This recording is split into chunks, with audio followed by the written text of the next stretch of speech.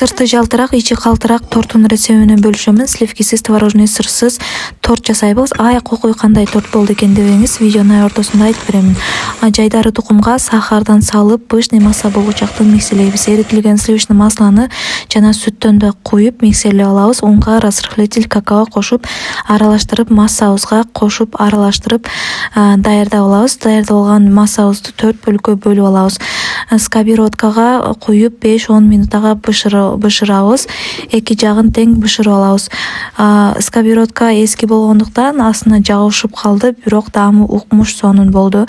Ал эми кремин жасайбыз. Кремине домашний каймакка сгущенканы кошуп, жакшылап миксерлейбиз.